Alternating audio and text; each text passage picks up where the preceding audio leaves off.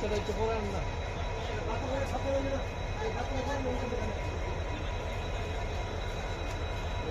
বাচ্চাটি পরে আনো।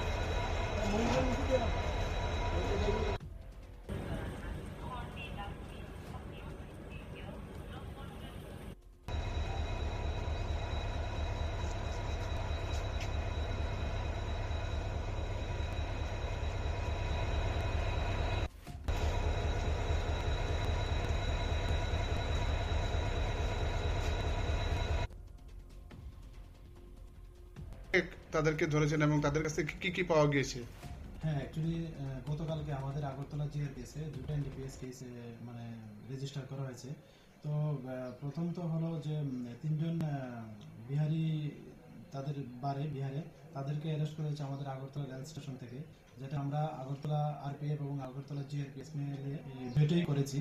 তো এর মধ্যে একজন হলেন পূজা দেবী, যা ডিস্ট্রিক্ট শোনিতপুর আসামের, আর আরেকজন হলো রেশমি কুমারী, উনি পাটনা বিহারে, আর আরেকজন হলো পরবেশ কুমার সিং, ভাগলপুর ডিস্ট্রিক্ট বিহারে। তো ওনাদের মানে তারা জয়েন্টলি আমাদের যে আগরতলা রেল স্টেশন আছে অল্প অল্প করে কাজ নিচ্ছে, যা আমাদের কাছে অনেকদিন ধরে খবর এবং আমরা অনেকদিন ধরে তাদেরকে ধরার চেষ্টা করছি। তো কালকে আমরা জয়েন্টলি আমরা এটা করতে পেরেছি এবং তাদের কাছ থেকে একটা লেডিস ব্যাগের মধ্যে 4 কেজি 150 গ্রাম গাঁজা পাওয়া যায় আর কি। তারা প্রত্যেক সময় এরকম অল্প অল্প করে নিয়ে যায়।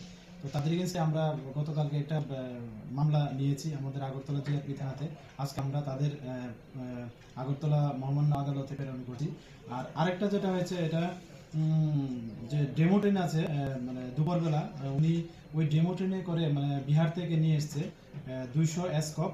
তো উনার নাম হলো সানি কুমার, উনিও পাটনা ডিস্ট্রিক্টে পড়ে বিহার রাজ্যে।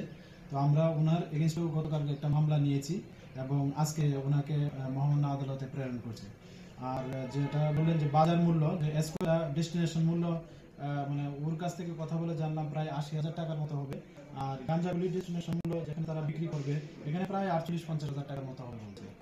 তাদেরকে কি কোনো পুলিশ রিমান্ড চাওয়া হবে? হ্যাঁ, তাদেরকে জুডিশিয়াল কাস্টডিতে রেখে আমরা ইন্টারোগেশন করবো, এরকম পুলিশ জেসিতে।